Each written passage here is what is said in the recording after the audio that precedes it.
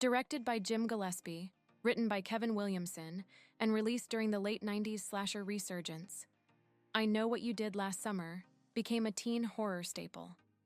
But does it hold up under scrutiny? Kevin Williamson, hot off the success of Scream, penned the script, a loose adaptation of Lois Duncan's 1973 novel. While the novel was more a psychological mystery, Williamson leaned into the slasher genre. The plot is simple but effective. A hit-and-run secret gone wrong, and the survivors are hunted a year later. There's a solid buildup of dread. The script doesn't always make sense, but it still keeps us entertained. While watching this film, I got that 90s nostalgia. I was 8 when this film was released, and just earlier that year watched Buffy the Vampire Slayer for the first time. So seeing Sarah Michelle Gellar give another great and believable performance was a treat. Some decisions made by certain characters are dumb, to say the least. There are also a few instances where logic goes out of the window. One of the reasons why Scream was so successful is because it knew what it was and poked fun at itself and the horror genre in general. I Know What You Did Last Summer takes itself too seriously, which prevents it from being close to Scream. The script leans on tropes and predictability.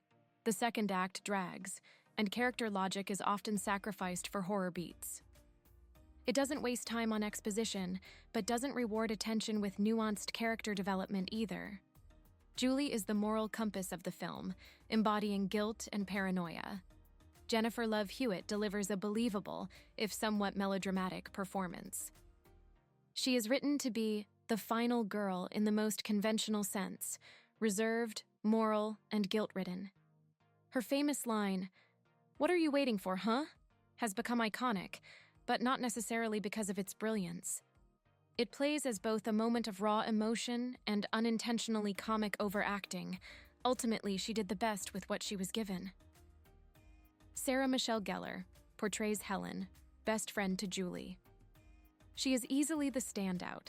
She gives her character more depth than the script allows. In the beginning, we see her ambitions, but due to her failed attempts in Hollywood, she is forced to return to her small fishing town home, and you can pick up on her disappointment of not achieving any of her goals.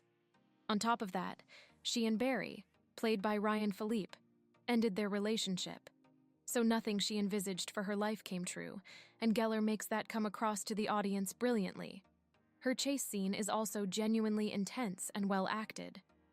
Phillippe, as Barry, plays the aggressive jock archetype well, but comes off one note. He did with the character what the script wanted and nothing more. Technically, he cannot be blamed for this, but Gellar somehow made the best of what she was given on the other hand. Freddie Prinze Jr. portrays Ray. His character is underwritten and underwhelming, though he serves as the everyman. While rewatching this film, his character actually annoyed me. He has this dim-eyed demeanor, giving a below-par performance, not being believable with little to no depth. Overall, performances are passable, with Gellar elevating the material, while others hover in safe teen movie territory. Now let's look at the hook-wielding fisherman. The killer's identity as a vengeful fisherman with a hook hand is both a strength and a drawback.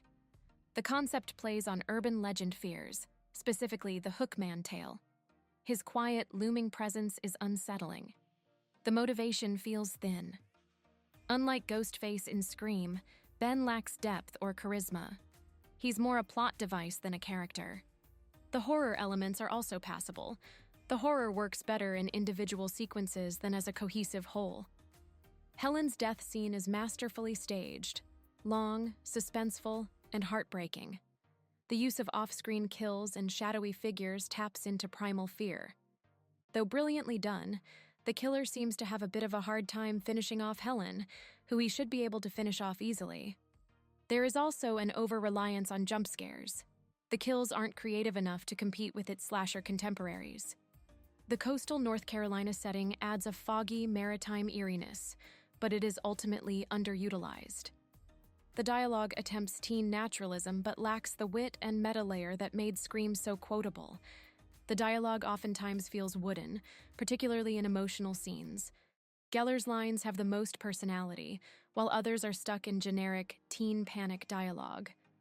Not entirely cringeworthy, but definitely forgettable. the film owes a major debt to past horror staples.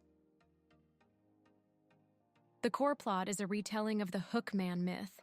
Teens are punished for sinful or reckless behavior. Funnily enough, a year later, Urban Legends was released. We have an entire review of this film down below. One of the early scenes in I Know What You Did Last Summer discusses a myth we would go on to see in Urban Legends. Williamson's own script influenced the structure and tone, but Scream was more self-aware and subversive. I Know What You Did Last Summer is more straightforward and less clever. In some aspects, you get a feel of Prom Night and Friday the 13th from this script. There's a heavy slasher vibe, masked killer, final girl, holiday setting. The film also gives nods to Psycho and The Fog, though less refined. Lois Duncan's novel is a whodunit thriller with minimal gore. Duncan hated the slasher adaptation, feeling it turned her moral tale into blood sport. Riding the wave of Scream's success, studios scrambled to greenlight teen horror with attractive casts, soap opera subplots, and slick production. I Know What You Did Last Summer helped cement the late 90s horror resurgence, alongside Urban Legend, Final Destination, and obviously Scream. It also revived interest in beautiful teens in peril stories. So what's the final verdict? I Know What You Did Last Summer is a flawed but fascinating relic of 1990s horror. While it lacks the sharpness and satire of Scream, it succeeds in delivering a moody, brooding slasher with some memorable set pieces and a charismatic, if inconsistent, cast. If you are a fan of horror, then this is a must-watch.